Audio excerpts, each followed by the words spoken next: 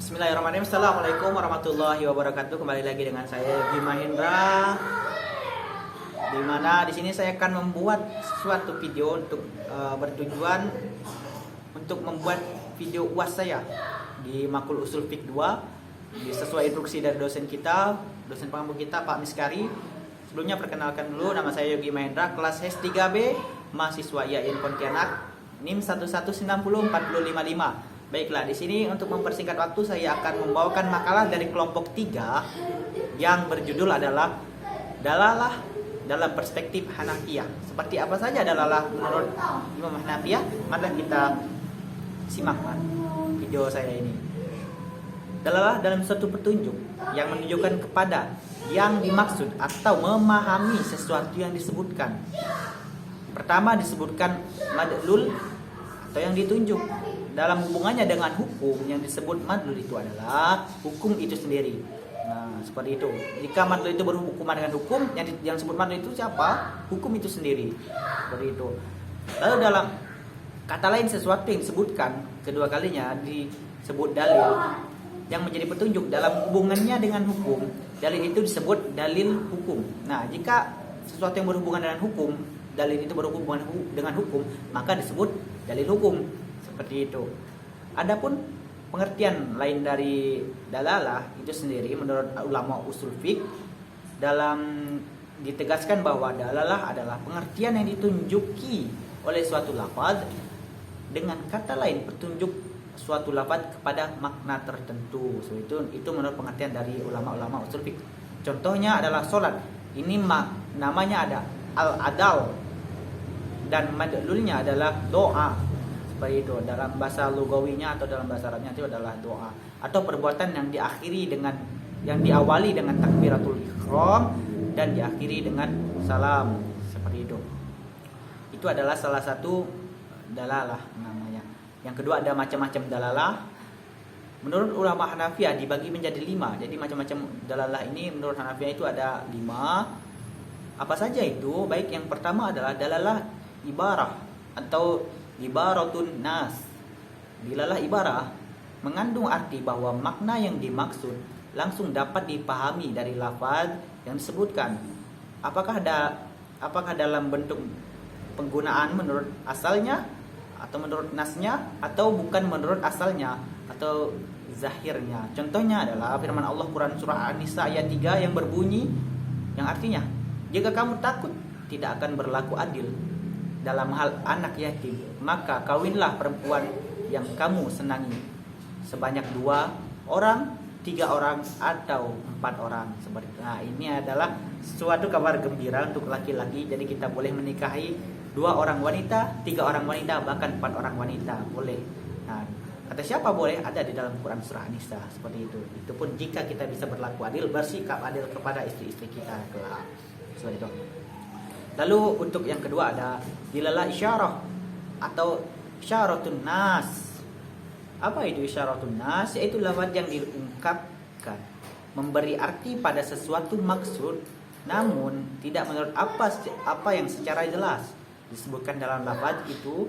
Lafaznya menunjukkan pada suatu arti tertentu, tapi arti tersebut bukan merupakan maksud semula dari lafaz yang pertama atau lafaz tersebut. Sesuai dengan firman Allah Quran surah Al-Imran ayat 159 yang artinya, karena itu manfaatkanlah mereka, mohonkanlah ampun bagi mereka, dan musyawarahlah dengan mereka dalam urusan itu.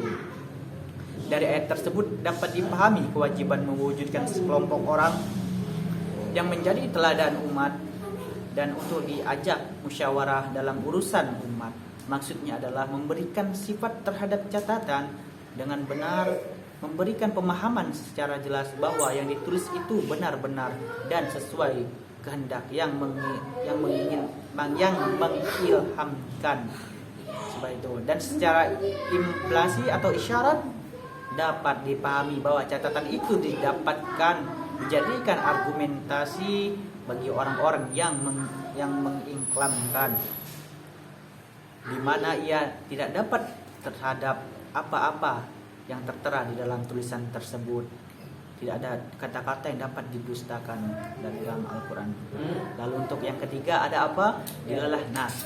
Dilalah nas ini disebut dengan dalalah al-dilalah. Adapun yang dimaksud dengan dilalah al-dilalah itu adalah dilalah nas ialah petunjuk lafaz atau suatu ketetapan hukum yang disebut nas berlaku. Yang disebut nas berlaku pula atau sesuatu yang tidak disebutkan, karena antara kedua yang disebutkan dan yang tidak disebutkan terdapat peraturan ilat. Jadi di dalam kata yang disebutkan dan tidak disebutkan itu ada terdapat peraturan yang ilat. Seperti itu. Di mana perbuatan atas keduanya dapat dilakukan dengan mudah, yang cukup dengan analisa kebahasaan dan tidak memerlukan ijtihad dan mengerahkan segala kemampuan daya nalar. Jadi tidak memerlukan tadi, tapi menggunakan daya nalar kita yang berpikir secara rasionalisme, berpikir secara akal sehat kita, seperti itu. Lalu untuk yang terakhir ada dalalah di daun nas. Apa itu dalalah di daun nas? Yaitu nas lalah yang mengandung suatu pengertian dalam suatu yang tidak disebutkan lafaznya. Untuk ketetapan arti diperlukan suatu ungkapan lafaz. Misalnya firman Allah di dalam Quran surah Yusuf ayat 82 yang artinya dan tanyalah penduduk negeri yang kami berada di situ dan kafilah yang kami datang bersamanya, dan sesungguhnya kami adalah orang-orang yang benar. Seperti itu. Menurut zahir ungkapan ayat tersebut terasa ada yang kurang, karena bagaimana mungkin bertanya kepada kampung? Bagaimana mungkin menurut zahir ini kita bertanya kepada kampung itu yang bukan makhluk hidup? Karena disarankan perlu memunculkan sesuatu kata agar ungkapan dalam ayat tersebut itu menjadi benar. Kata yang perlu muncul itu adalah penduduk.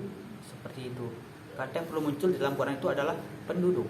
Sebelum kata kampung yang dapat ditanyakan untuk memberi jawaban. Jadi di dalam Quran itu yang berarti itu kampung. Tapi setelah zahir ini berpikir secara rasional bahwa jika bagaimana kita berbicara kepada kampung, bukankah itu bukan makhluk hidup? Bagaimana kita berbicara kepada tempat? Tapi berbicaralah, kata kampung itu diubah menjadi kata penduduk. Penduduk itu siapa? Penduduk itu adalah manusia yang menetapi atau diam di suatu kampung itu atau di suatu tempat itu. Maka bertanyalah kepada mereka. Seperti itu. Mungkin sekian video yang dapat saya buat mengenai materi kelompok 3 makhluk usul fik 2 tentang dilalah mendalam pemikiran Imam Hanafiyah.